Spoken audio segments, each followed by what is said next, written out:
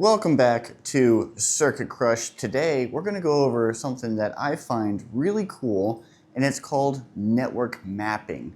So what's network mapping?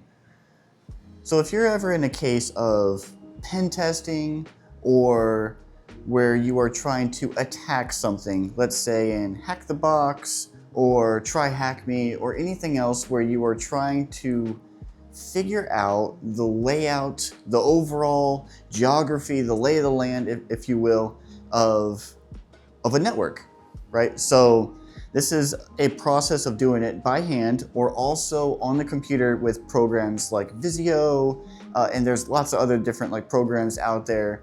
But basically all it is, even in the computer programs, is drawing a visual representation of what you're seeing in the computer. So, for example, you nmap or you trace route or you ping something. What does that look like? How do you visualize all of that information? Well, let's take a short little explanation here. So right here we are going to have your computer, okay?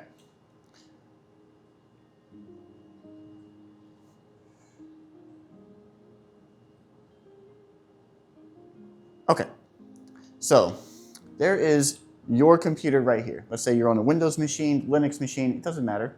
You are on a computer, right? And you want to ping a computer over here, okay? So take this, draw another computer. Oh, come on, there we go. All right.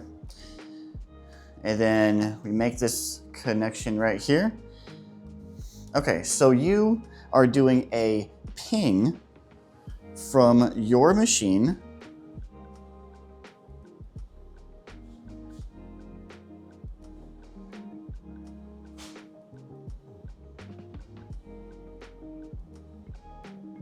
your computer to a different machine, okay? This is a different machine, you're just doing a ping. Okay, well this makes sense, right? That's really easy. You're pinging something what looks like in your own network, right? Okay, but what if you want to ping something that's outside of your network? Something on the internet, okay? So you would put a little box right here.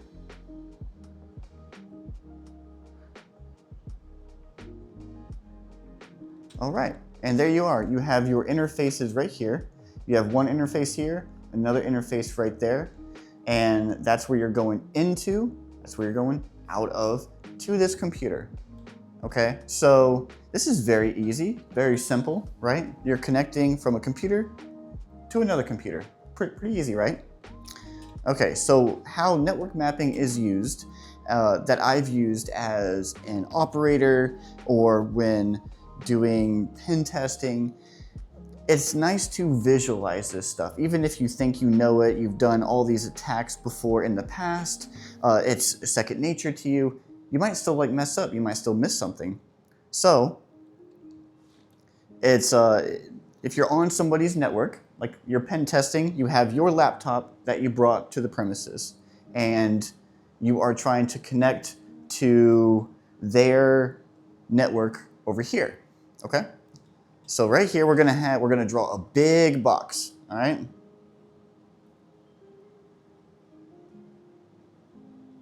And this is gonna represent a router. Let's say that this is their main gateway router, okay? And you would put on here all kinds of different things that would identify this router that would be useful to you as an attacker. And this can also be used if you're part of a blue team or part of trying to defend or secure the network to find the spots where you are vulnerable, right? Okay, so let's say that this computer connects to over here. If I could draw a straight line, okay? And this would be like serial 0, 0 or something like that, right? So here let's say that we already know that this is a Cisco router. Cisco RTR4 router, okay? And you see this little thing with the 0/0, so you know it's modular. You would write something like modular or modular. There we go. Okay, and let's say you do an in-map scan of this over here and you find a bunch of information about it. Like let's say you realize you found out information that this is Cisco router version 12.0, right? Version 12.0, okay? And you do further scans into it, or maybe you hack into it. Awesome, you hack into it. Now what kind of information can you get from here? You can get community strings, you can get VTY lines, so you can see if SSH is open or Telnet is open. So you can write SSH, SSH, or Telnet. Telnet? Wow, my writing is a little iffy there. Hopefully y'all can read that a little bit.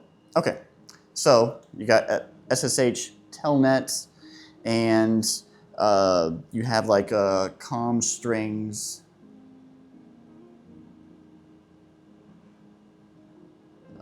Strings. Okay, cool. You got a lot of information.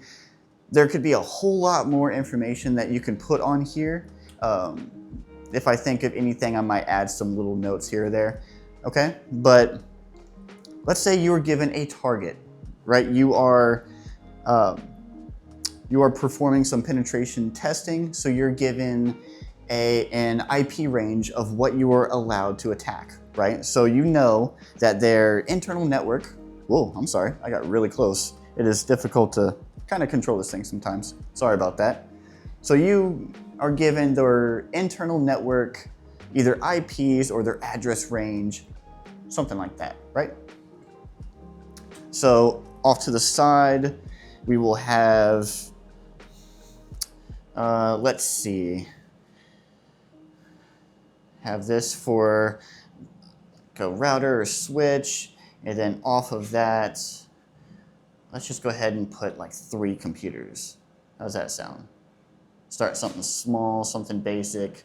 Now, if you're actually attacking a real organization, a real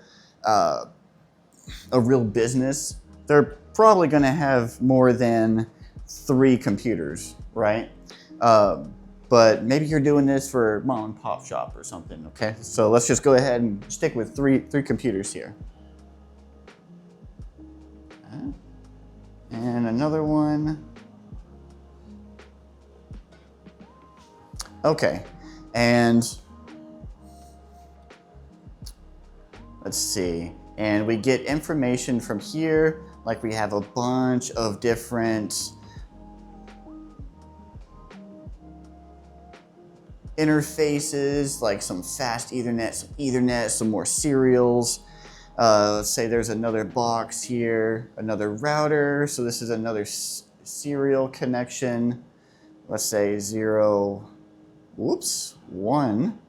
And then this connects to here. This is a router that we are unfamiliar with. I am wrapped around my cord. Sorry about that. There we go. Making everybody be dizzy. Okay. So, all right. So I know that this is a lot of information. So let's go ahead and recap, because I just vomited out a whole bunch of stuff, right? So this is your computer, and you pinged that, right? Here's a connection.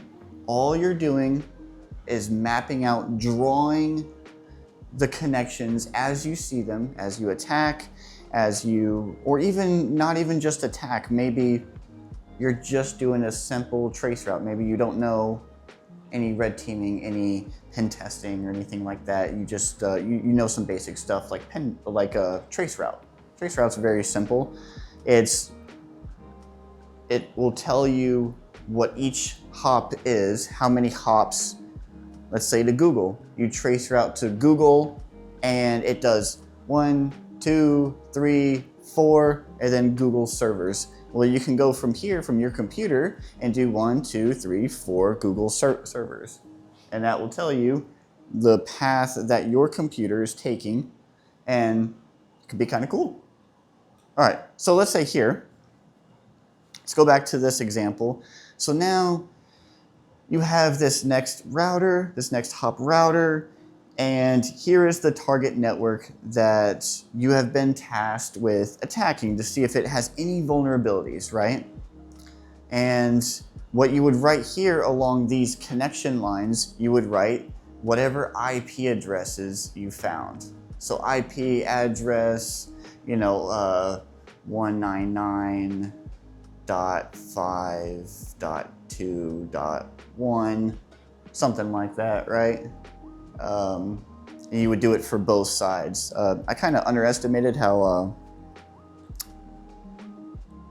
big this, or how small this is going to be. Okay, so, but anyway, you would write 2 IP addresses, and then of course the CIDR. So like this would be going from a router to a router. So this would be 1, or let's do a different number instead of 100. Let's do 200, like 220. So this one is going to be 220.1.2.3/30. Okay, and then this one would be 221.1.2.3/30. Okay, something like that, right? Kind of cool. You would do the same thing as you find out this information. Pretty neat. And you would just progress along until you get to their internal network here, right? Here's their internal network. So you've been able to hack your way throughout all this. And this is very helpful. This is very simple. Network maps can get huge, like really, really, really big, to where there are multiple routers, multiple computers, multiple servers, web servers, email servers, whatever it is that you're going through and what you encounter. There could be a lot of stuff that's in your way, in your path, right? So this is extremely simple, and it can get complicated very quickly. That's why these maps are so helpful, okay? And then as you go along, you find more information. Maybe you're tasked with finding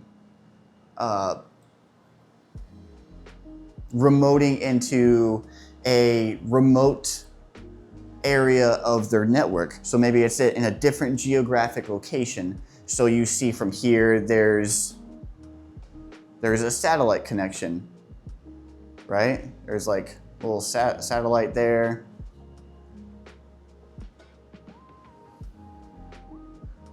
And a whole another network over there, right? So this can get really big, and it can really take a toll on your memory on trying to remember everything. So this is a fantastic way. I highly suggest that if you are getting into pen testing, if you're learning it, start getting this down. Start looking up detailed YouTube tutorials or books, especially books and workbooks would be fantastic. If you could find any that would have blank pages, blank maps, and would give you a scenario where you would then have to map it, I would highly suggest you look for something like that. Because here you would write down passwords that you find, like maybe you find an admin password and you find some user created passwords as well. Maybe you found that this that there's a server that branches off of here that uses default passwords. It's a Windows 2003 or whatever, right? And it has a default password for something. So extremely helpful, and that way you don't have to remember everything. This is way more helpful than if you're on a Word document, you know, and all you're typing is password, IP for this one is here, IP for this is here, over here was a server of this type, and this doesn't really tell you anything. It doesn't visualize it for you, right? Drawing it out is a very useful skill, and it's very much a skill. Very important.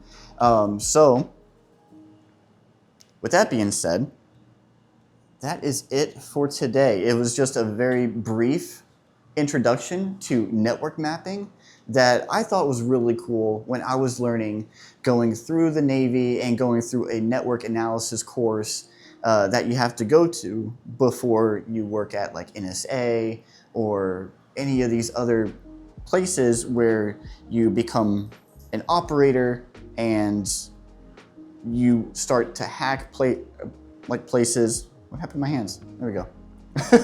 Where you start to hack places and you're starting to go across large distances across the world hacking things. You have to do this. So I hope you guys found it at least entertaining. Hopefully you can read it. If you have any questions, comments, or anything like that, make sure to leave it down below. If you liked the video, like it. If you want to see more like this, go ahead and hit that subscribe button. And I'm doing all this mostly through VR chat. So if you all have any worlds that you'd recommend that I could teach in or present things that you've come across, I've done hours of research trying to find places. So if you see anything, shoot it my way and I will definitely check it out. And as always, appreciate you guys, and I will see you all in the next video.